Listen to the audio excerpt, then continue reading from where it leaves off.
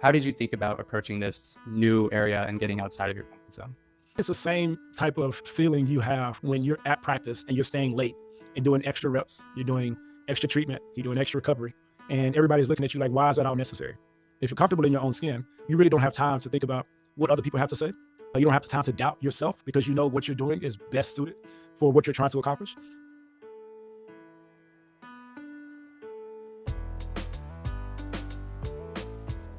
I'm Alex Yang, and this is the How I Decided podcast, the show where regular people share important decisions they've made so that we can make better decisions in our own lives and also figure out what we want from our lives and how we want to live our 20s. How I Decided.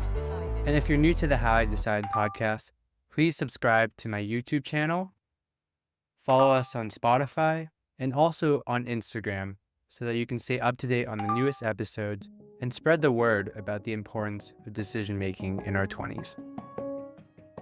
A very special thank you to my good friend Elon Leventhal for producing the original music for this episode and for the How I Decided podcast moving forward. I actually had Elon on the How I Decided podcast in a previous episode, so I highly encourage you guys to check it out and to learn more about his aspirations for his music career. My guest today is Kelvin Beachum.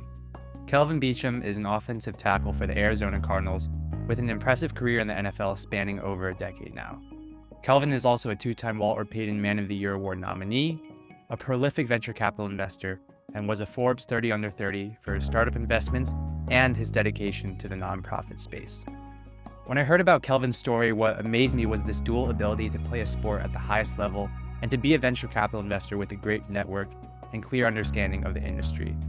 Beyond just wanting to ask about how to balance all of that time-wise, I wanted to understand how Kelvin dealt with self-doubt as someone who came from an unorthodox background to get into investing, how he gravitated to the venture capital industry, and I wanted to understand when to lean into an interest or passion.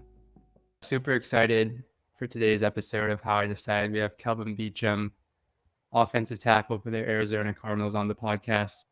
Kelvin, we first met at actually, I think, a VIP dinner hosted by SMU. VIP dinner is like where 4 student athletes get to have a nice steak dinner with an SMU alum. And that was a really great experience for me. I felt like I learned a lot.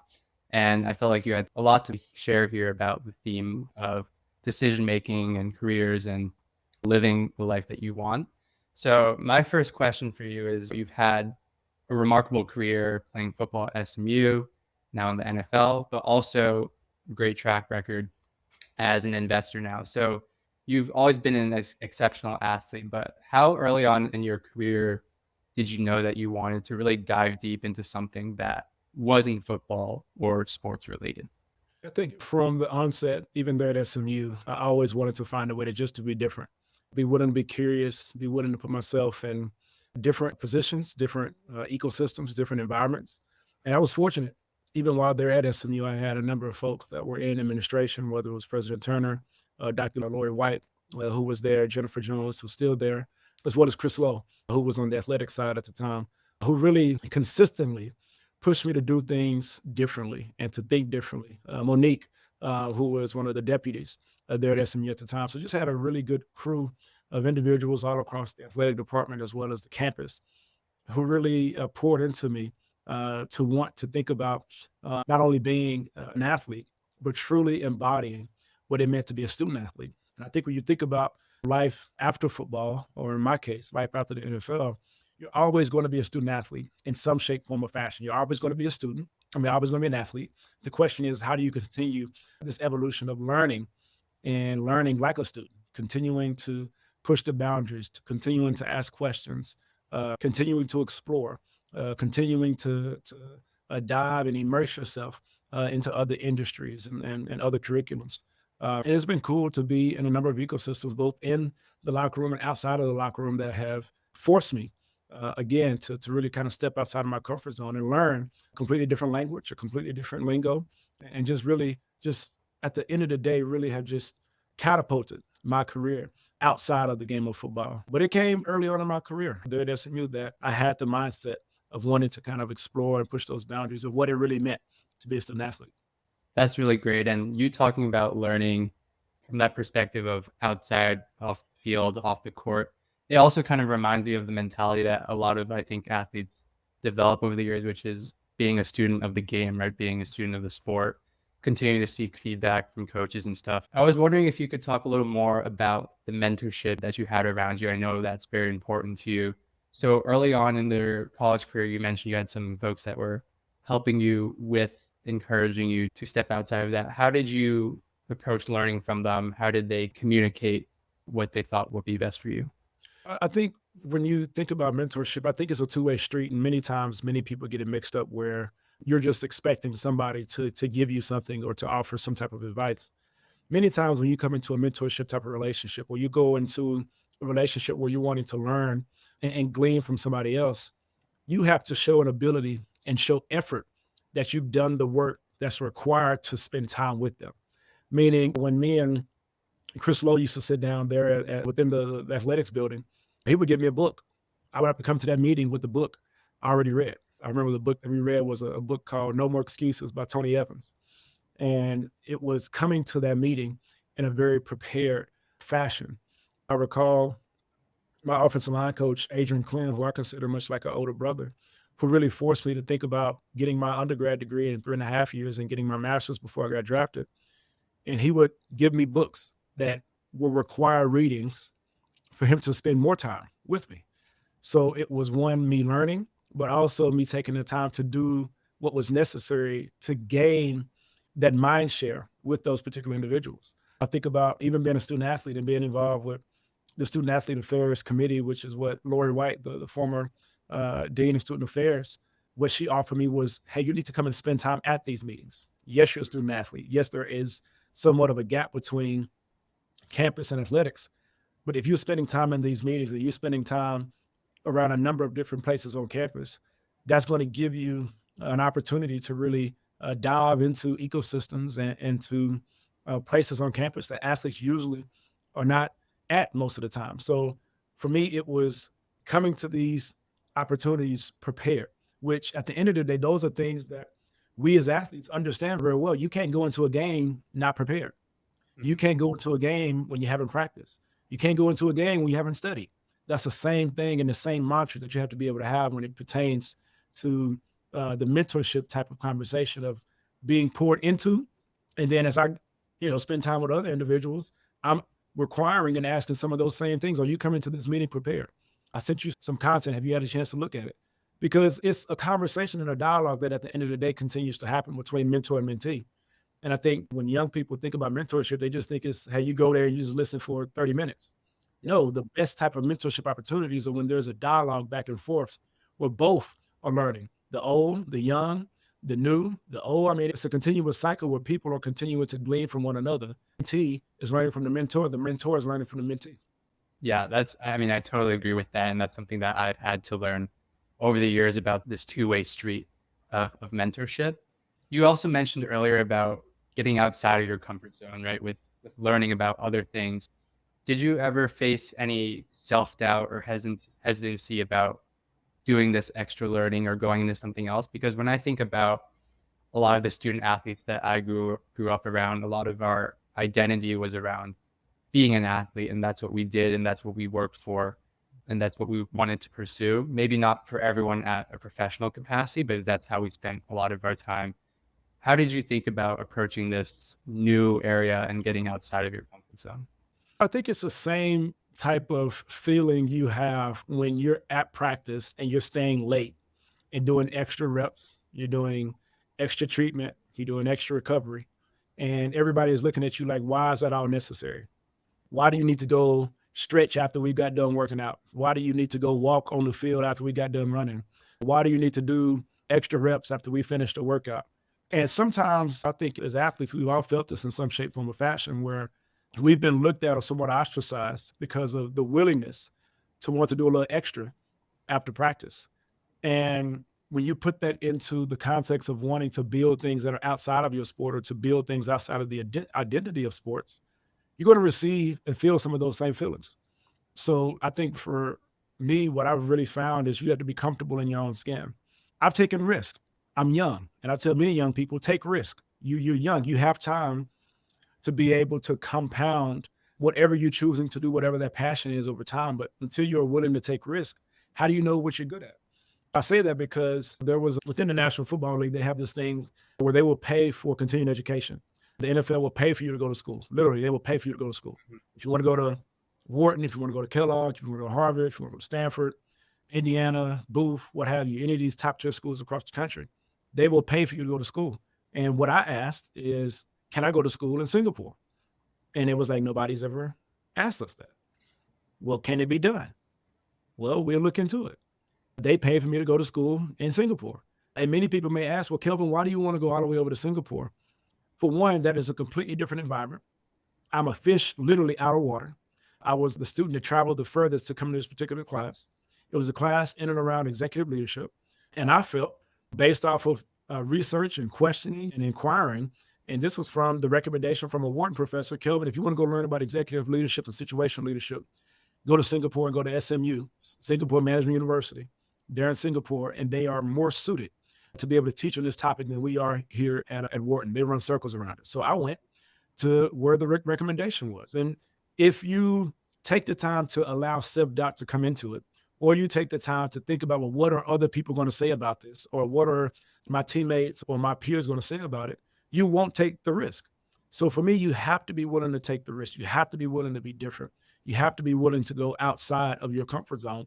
And it goes back to just the conversation as athletes. Are you willing to do the extra? I've done the classes at Harvard. I've looked at the classes at Stanford. I've looked at the classes at Wharton.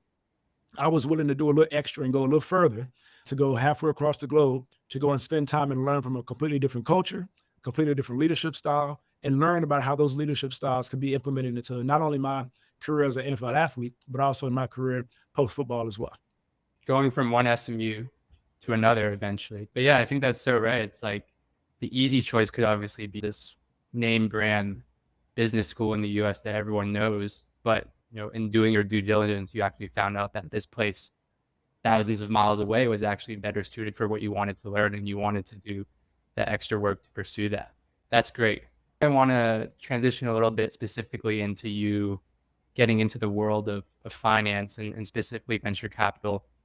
Did you remember a specific instance in your career in doing that where you were like, this is it? Like, I really want to be able to spend a lot of time doing this. I want to learn as much as I can about the history of it, about the science, the investment philosophy. Do you remember, was that an exact moment or just something that built up over time? I think it's when you continue to immerse yourself in a particular industry, either you gravitate to it or you realize that's not the industry for you.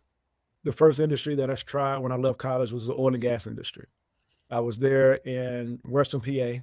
The Marcellus Shale was starting to go bonkers at the time. They were paying people to keep oil in the ground, and the oil market went up and came down within less than 4 years when I was there.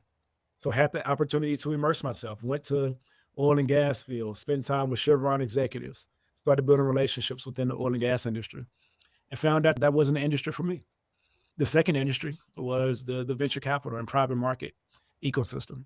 And the more time that I spent navigating, learning about the venture capital ecosystem, the more I was attracted to the velocity, the curiosity, the pace, the intellectual rigor that you would experience in this particular ecosystem, and then the pace of the technology itself.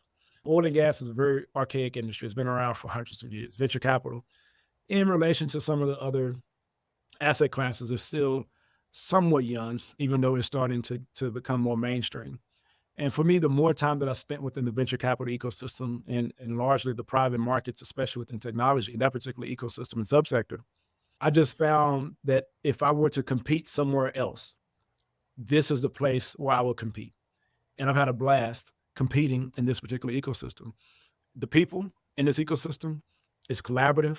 It's a village. It's a tribe where people want to see you succeed. There's also this competition where there are sharp elbows from time to time. And it's a global ecosystem. Everywhere that I've traveled, I had opportunity to spend time with people within the private markets and the venture capital ecosystem, whether that's Australia, Africa, South Africa, Zimbabwe, Zambia, Nigeria, Abuja, Nigeria, which is the capital of Nigeria. Where I went to Asia and hit up India and Singapore. No matter where I've been on the planet, I've had an opportunity to spend time with somebody that's touching the venture capital ecosystem, Europe, like literally anywhere I go. And I think when you think about that, and when you think about the context in and around people that are taking an idea that they put on a napkin, turning that into a business and allowing that business to grow over time. Some turn into multi-trillion dollar market cap companies like Nvidia and Apple and Amazon. And some end up in the graveyards of companies that just didn't find a way to get out of their own way. But I think when you're in this ecosystem, you find what fits you. And for me, as I've continued to spend a lot of my time in it, I've just realized how all the ecosystems that I take part in, sports, private markets, venture, they all kind of converge at some point in time, and it converge within the sports world, not only, but also the venture capital ecosystem. So it sounds like a bit of spending some time in it because that's what's required to kind of really actually know if you gravitate towards it. But also it sounds like you had this curiosity about this global reach of it and how it was kind of adjacent to what you're doing as a professional athlete, the kind of people you're Well, surrounding I yourself would with. say, think about it. When you came out the womb, did you pick up a tennis racket? No, no, it was my parents who got me into it. Maybe 7 years when I was 7 years old. Yeah. Like the point is like it's an evolution, and it takes time. And until you actually spend time with the craft, you won't know if you like it. You wouldn't have known that you like snapback hats until you took the time to put a snapback hat on. Like until you take the time to try it, until you take the time to immerse yourself in it, you wouldn't know. And for me, it's the willingness, and I say this, and some people kind of look at me crazy. It's the willingness to be immersed in that industry, taking the time to go and intern, taking the time to study. I mean, most of these books that are above me are like venture capital, private market oriented books. Like, are you taking the time to actually become a student of the game? It's really understanding everything that comes with the game and understanding how you fit within the game and can you better your craft within the game. And now that I've become into the private markets, all right, do I like seed investing? Do I like pre-seed? Do I like angel investing? Do I like growth? If I like growth, do I like Series C? Do I like Series D? Do I like leverage buyouts? Do I like take privates? Do I like pipes? Do I like SPACs? Like, do I like mezzanine? Like, where do I want to fit in? And I think at the end of the day, until you take the time to immerse yourself in the industry, you have no idea what you like. Yeah. No, I think that's so valuable. I think for people listening to realize that it takes time to really immerse yourself and get familiar and understand what you like. One thing I'm curious about for you is we've talked about immersing yourself in the venture capital space. How did you know or assess whether this was something that you really wanted to double down on or spend more time with, especially as you're progressing with your career in the NFL as well? Because as someone like in college, for example, I have a few priorities, tennis and school, but I imagine that, at the professional level, you have your commitments as a professional athlete, but also this thing venture that you're really dedicated to. How did you know whether this was something that you wanted to really focus your time on, especially when you have, say, something else that you're really dedicated to as well? I go back to the life of an athlete. You don't lean into a particular sport until you realize you're good at it. I played basketball, I ran track, I played football. I got hit in the head playing baseball, put the baseball back down. I didn't pick up golf until a couple years ago. When you start becoming good at something, you lean into it. And when I realized that I was starting to get good at football, I leaned into it and I ran real fast. I'm realizing that, and the returns are still a couple years away from realizing if my returns speak to that. But I can say that getting into deals, I've learned that I'm actually good at getting into deals. Now, the question that I now have to answer is I can put money into the ground. Can I take money out the ground? Meaning, can I return the capital that I put into these companies?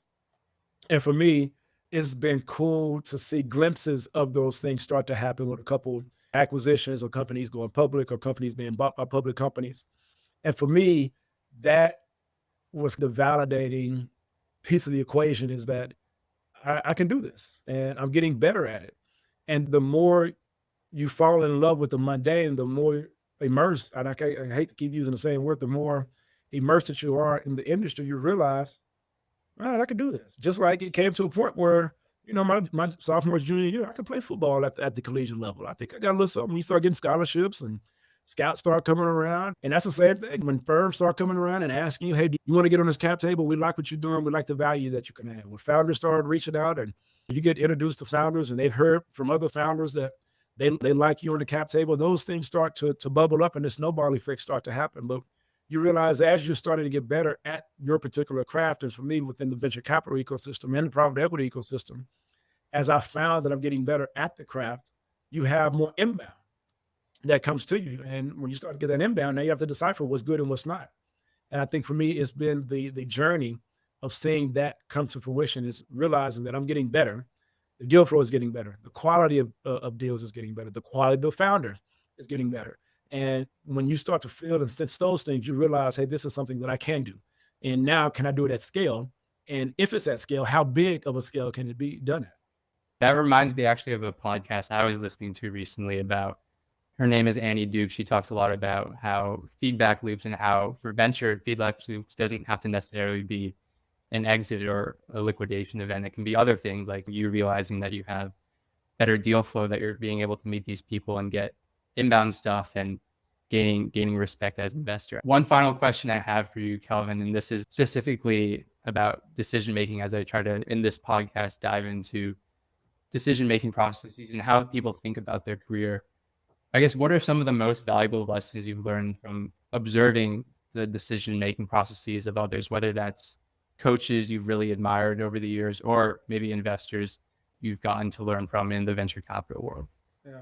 I think you have to have a process first and foremost. When you think about whatever your decision making is going to be, what is your particular process? And that's different for every person. That's different for every individual, every coach, every investor. What's your process? Secondly, are you willing to fall in love with the mundane? There are some mundane tasks that are associated with being an athlete. There are many mundane tasks that are associated with being an investor. Are you falling in love with the mundane? Are you willing to take risk? And within different pockets of the private equity ecosystem, there are different risks associated with that. If you're looking at PE, the risk is taking care of a downside protection. If you're looking at venture, the risk is high, but the upside protection or the upside opportunities are tremendous. What is your risk tolerance? And if you can understand what your risk tolerance is, that'll be beneficial to not only your career as an investor or your career as an athlete, but I think in life, are you willing to take those risks? Are your kids willing to take risks? And those are things that will happen over time. And I think those three principles are the frameworks and the frameworks that I use for decision making that help mitigate and help calculate how these decisions are going to impact me. What is the process? How does this affect my process? What's the risk that's associated? And am I in love with the mundane portion of this and how it's going to play out in my career, both on the field, off the field, in my family, with any other ecosystem that I choose to dive into? But that's the consistent kind of framework that I use as it pertains to that decision making. And like I said, everybody's decision making is different. I mean, I absolutely love the part about falling in love with the mundane. I think to really have that part means if you make a certain choice to say go to a certain school or choose a certain career path, if you're willing to spend the time with the mundane, like you said, I think that just really sets you up for success. It's a good choice to make because you're willing to put in the time for it. So great. Thank you so much, Kelvin, for being on the podcast. I think it was a really great conversation. I learned a ton from it. And yeah, I hope you enjoyed it as well. Anytime, Alex. Thanks so much for having me. Make a decision. Can I make a decision? Make a decision. Make a decision. Hey guys, thank you so much for listening to today's episode with Kelvin Beachum. I have a few takeaways to share. The first thing being, I think something I should have followed up with him on is he mentioned that it's important to know your risk tolerance. But I think what a lot of young people might experience and have this thought is that how do you know what your risk tolerance actually is? I think understanding your own risk tolerance might be difficult, especially for a lot of post-college grads who've kind of been on this default path from high school to then going on to the best college and then getting the best first job. Many of us haven't taken a big leap of faith before. So how do we know what our actual risk tolerance is? I suspect it's something to do with, being able to experiment with making several smaller, lower stakes decisions. A few other takeaways I have from this episode is dealing with self-doubt. I think back to that story Kelvin told about deciding to go to Singapore Management University, which to some people might seem an odd decision, right? To turn down all these other great business schools in the US. I think what he was getting at in terms of his strategy for dealing with self-doubt is to be so hyper-focused on what are the benefits and upside to you. And that's obviously easier said than done because I think a lot of the way that we're wired is to think about what other people might think of our decision, what's the prestige associated with the choice that we're making. And it's almost a bad habit that we kind of have to undo, I think, in terms of just thinking purely about, okay, what am I getting out of this? How is this allowing me to become the best version of myself? And I think what I really admire about Kelvin is how he just has this attitude of really going after it, to not be ashamed of explicitly saying what it is that he wants and how he sees himself benefiting from that. Another takeaway I have is that passions or interests don't just develop in a vacuum. You need to take the time to learn and immerse yourself in your craft, and that's how you're going to understand what you may like about it. And I think that's a similar message echoed by a book called Grit by Angela Duckworth, pretty famous book. But I took a couple notes from it that's on my Notion, and something that I found when I look back at it is this quote, that passion doesn't come to you in a cinematic moment. Passion for your work is a little bit of discovery, followed by a lot of development, and then a lifetime of deepening. So it's not just something that takes a few minutes to figure out. You really have to spend time with it and study it, just like Kelvin did for venture capital and with football. And I think a really great way to assess whether you're starting to lean in towards an interest or passion is, do you love the mundane details? Do you love the small nuances? And if you really enjoy those aspects of that craft or hobby or industry, that's usually a really great sign to continue deepening that passion. So thank you so much for listening to today's episode. If you have any ideas for who might be a great guest for a future episode, please let me know. I'd love to know.